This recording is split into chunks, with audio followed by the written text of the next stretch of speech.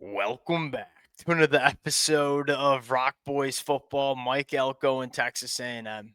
Just how good of a football team do we have on our hands in 2025? And the reason I asked that question is, look, there are dang good college football teams, and you could make the argument that that's what Texas A&M was last year. There are college football playoff teams, then there are national championship teams. I don't think the argument is all that hard to make that this team is college football playoff caliber. The question that I want to ask, all right, just how dangerous can this football team be as we get to November, as we get to December, and possibly even January as well? Because this is a team that checks a lot of boxes that a lot of other teams, specifically in the SEC, aren't checking yet. The biggest storyline for me and what I really want to dive into, or at least start with, is what we saw from this Texas A&M defense, a unit that in 2024 just downright underperformed, right? Mike Elko, one of the best defensive minds in the sport, with the roster that even last year we felt like, hey, that team was better on paper than what they put out on the football field in 2024. I think it's fair to say they underperformed in 2024 and even to start in 2025. We had always felt like, hey, there's another gear that this defense can get to. My biggest takeaway against Auburn is we saw Texas A&M get to that gear. And now the conversation is, can we maintain that level of defense throughout the rest of 2025? Because if Texas A&M does do that, there are not many teams that can beat this team in 2025. And where I want to start with what we saw from the Texas A&M defense, it's a really tricky line to walk between getting really diverse and dynamic with your scheme, but also allowing your players to just play simple and play fast. They did a excellent job of that Saturday afternoon against Auburn. I don't think it's a question. Like Texas A&M, they didn't blow a single assignment in that football game. They were flying around and making plays. There was no confusion from that Texas A&M defense that we've seen in weeks and years past, right? But also the scheme.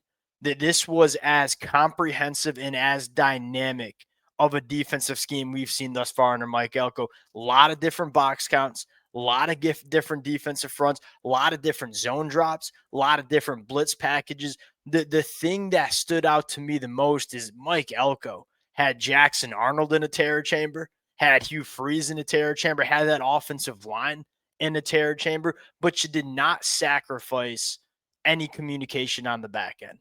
It's a hard line to walk. It's easy for us fans to sit on our couches and say, hey, mix it up a little bit more on defense. You want to, but you want to also make sure you are only incorporating scheme that your players know how to operate.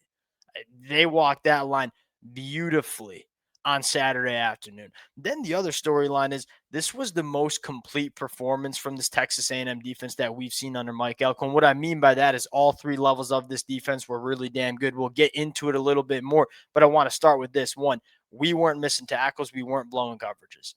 Auburn, which look, how good is this Auburn offense? How good is Jackson Arnold? That we're not sure if this Auburn offense is elite, but one thing we do know, they got difference makers, right?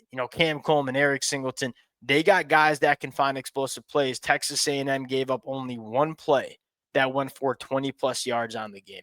Massive storyline because that was a problem for Texas A&M last year. The other story, you only missed 6 mixed tackles on the game. That's another thing that at times Texas A&M struggled with. The last storyline in terms of overarching takeaways, how good this team was on money downs. Show me a good defense, and I'll show you a defense that's good on third and fourth down. Texas A&M. I mean, Auburn was 0 of 13 on third downs, and they were 0 of 2 on fourth downs. That is nothing short of elite. When you want to be a dominant defense, you have to play your best football on the money downs. Texas A&M did that too. So we haven't even talked a single player yet, but from a general evaluation standpoint, that was a dang near perfect effort from Texas A&M Saturday on the defense side of the football. And again, to me, that's my biggest takeaway. We had felt like there was another gear. We saw Texas A&M get into that gear Saturday against Auburn. Now, I want to give some player superlatives and talk about some players that I thought played really well. We'll talk a little bit about the offense as well, which I don't want to spoil the rest of the episode. My evaluation on the offense is that it was a lot better than what the box score says, right? You only scored 16 points in that game. You had 414 total yards. You had average 6 yards per play on the day. That offense played better than the 16-point performance that we see on the scoreboard. We'll get into that a little bit more, but I want to start with this defense before we do. And as always, Texas A&M fans, buckle up, man. And here's the thing: is this fan base has shown so much love to the boys for the last couple of years. We talked about Mike Elko coming to Texas A&M. We've broken down the commitments at the high school ranks in the portal. We appreciate you guys. Going to be a really damn fun next couple of months talking this football team. If y'all do enjoy the content, consider subscribing to the channel without further ado. And hey, how about this too? If you're a Texas A&M fan watching this Wednesday afternoon, chances are you probably watched this game back a few times as well. And if I leave out a player that you think deserves a shout out, please let it fly in the comment section. Without further ado, let's get into it. Defensive line, to me, the biggest storyline, like Albert Regis, I think I've been saying his name wrong, which is a damn shame because he's one of my favorite players on this team. He continues to just be a dirty work machine. Like the national media ain't going to talk about him. The broadcast probably ain't going to talk about him that much. This kid's a hammer, specifically when it comes to stopping the run. Tyler Rowe, that's just a straight up hit in the portal. You brought him over from Iowa State. He is doing exactly what you needed to do. DJ Hicks, that's the story. This kid has taken that jump, and I don't know if he's that 5-star difference maker quite yet, but hey, that arrow is going up, man. Like, we are finally seeing the light bulb turn on for DJ Hicks in terms of the disruption and the negative plays he can create. Big storyline, excuse me, to monitor, at least in my opinion. All right, who's going to be that fourth defensive tackle? Who's going to be that fifth and sixth, right? You kind of got a 3-man rotation, which is okay. I think you're getting away with it. But if you want to make a run in the college football playoffs, if you want to go win an SEC championship, of which you make no mistake about it, those are the expectations. That's what the expectations should be from what I've seen from this team during the first couple of weeks. You probably want to find a couple of more bodies you feel comfortable rotating in a game. Going out on the edge, like Cassius Howell continues to be one of the best edge rushers in the country. And look, you're getting after the quarterback, right? Torian York going to the linebacker position. I mean, Torian York has played some good football for Texas A&M over the last couple of years. I don't think we've seen him play a better game. And if you consistently get that kind of impact, because here's the thing with Torian York, flying around sideline to sideline, but also creating some negative plays, getting downhill, getting teams off schedule. That's the next step you want to see Torian York take, is they have a little bit more of a fingerprint on the football game from that off-ball linebacker position. You saw that from Torian York. Last storyline here, your boundary cornerbacks. Look, the way Will Lee and Des Ricks played, we know they're NFL guys. Just look at Will Lee. That is exactly what I want my NFL cornerback to look like. The biggest conversation for both Will Lee and Des Ricks was consistency. It's like, hey, we want you to play at your best more times than not. And I don't know if you could say that in 2024, but if you get that kind of performance that we saw Saturday, dealing with Eric Singleton, dealing with Cam Coleman the way they did, that's the best cornerback duo that you see in the SEC. I feel pretty damn confident saying that.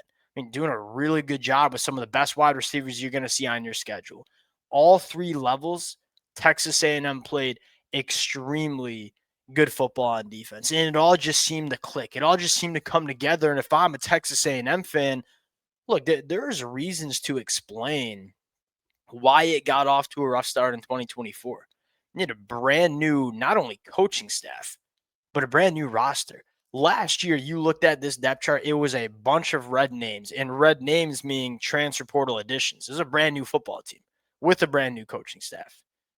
A lot of these guys are back in 2025, and you feel like you're seeing this defense go from a collection of good football players to a really good unit in the SEC. We continue to build on that.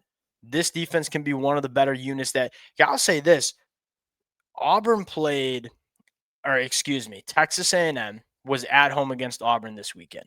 Auburn was on the road against Oklahoma the weekend prior. Ask me what defense I thought was more impressive working against Auburn. The answer is probably Texas A&M. Now that doesn't mean I'm saying Texas A&M is a better defense than Oklahoma, which I think is one of the best in the country. But if you continue to play like that, maybe you can get into that conversation. Now, offensive side of the football, I get it. Was it the cleanest football game from on the offensive side? No, but here's my general pushback is Texas A&M knew Auburn couldn't move the football. And so there was no reason for Texas A&M to start taking risks on the offensive side when you know Auburn can't move the football worth a damn on offense. You saw them lean into the ground game. That's the biggest storyline. Because although Texas A&M only scored 16 points, you finally saw that run game that we knew was in this team come alive against Auburn. Say this about Auburn. It's a good defense, like really good defense that has multiple NFL dudes at all three levels. I want to start with Le'Veon Moss. Dude's back. Like that's the Le'Veon Moss that we remember. And we saw it against Notre Dame too. But we for sure saw it against Auburn as well. He's that workhorse that's going to keep getting better as the four quarters goes on. And look, if you're a defense, you don't want to tackle this cat 20 plus times a game, and that's what Texas A&M's going to make you do. Offensive line really coming together. Demetrius Crownover, him and Armaj Reed Adams on that right side of the offensive line, no, that is dominant when it comes to the run blocking department. And I get Armaj Reed Adams kind of got called for a couple, been penalized a little bit. I disagree with some of the penalties he's been called with. We know he'll be just fine. At least I firmly believe he'll just be fine. Demetrius Crownover, look, it's still a work in progress in pass protection, right? And in fact, is he ever going to be elite in pass protection? No, probably not. Holy smokes. When it looks right for this kid, he is just moving bodies off the line of scrimmage. And that's kind of how we envisioned this Texas A&M offensive line looking. And quite frankly, that's how it looked Saturday afternoon. Now I'm getting a little bit nitpicky here. I want to see a little bit more inside zone. I feel like we're doing a lot of outside stuff. I want to see this big offensive line get vertically downhill and just say, hey, we're going to move bodies off the line of scrimmage. We're going to allow Le'Veon Moss to hit the line of scrimmage with some head of steam. Now, I fully recognize Coach Colin Klein's a way smarter human being when it comes to, probably way smarter, period, but especially when it comes to football than I am. I want to see this offensive line get a little bit more aggressive attacking vertically. It looked really, really good. Pass protection was solid. I thought DJ Durkin, he's going to bring pressure. And look, that Auburn defensive line's got some dudes that can get after, which is a nice segue to evaluating Marcel Reed.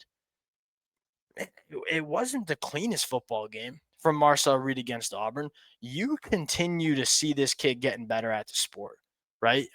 Number one, him managing pressure, him getting himself out of pressure, but keeping his eyes downfield.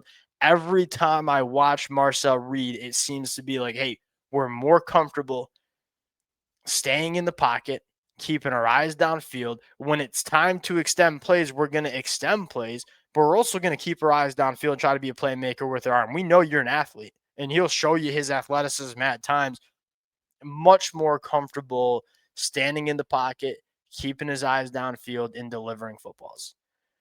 Wide receiver position. You got, let's just say it how it is. How many wide receiver duos are we taking over Mario Craver and KC? And the cool part about what we've seen is like Mario Craver will have a game. He had that game against Notre Dame. KC had the game against Auburn. Like, hey, one of these two, if not both of them, are going to be making plays for you every single Saturday. I think you know that. Here's the storyline that I want to monitor. And you're getting solid tight end production as well. The storyline I want to monitor. Ashton Bethel-Roman and Terry Bussey. Inconsistent is probably the best way to describe their play so far in 2025. Which one of them, if not both of them, can really put it together in the back half of the season?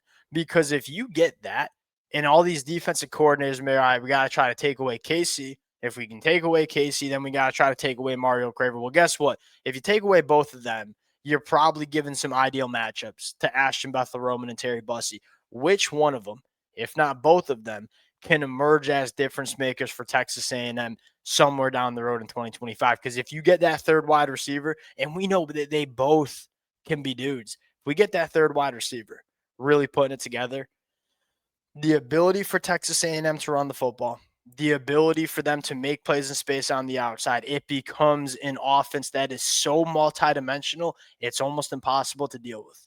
Looking at that third wide receiver, say, hey, which one of y'all going to step up? That's an important conversation. If you're a Texas A&M fan, is this one thing to talk about all the good, right? You still want to get better, right? You playing your best football now means nothing if you don't get better as November and December and January come along. And that's the conversation we're going to start having with this football team. I think there is some consistency that I still think you want to see from Texas A&M. Like week to week basis, are we getting the same version of Texas A&M?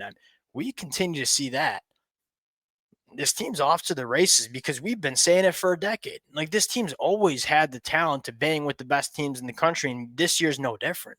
Now we just need the consistency to come along, and that's why we were all so excited in the beginning when Mike Elko got to College Station. A lot to be excited about with this football team. We're going to be talking a lot about it over the next couple of weeks and months.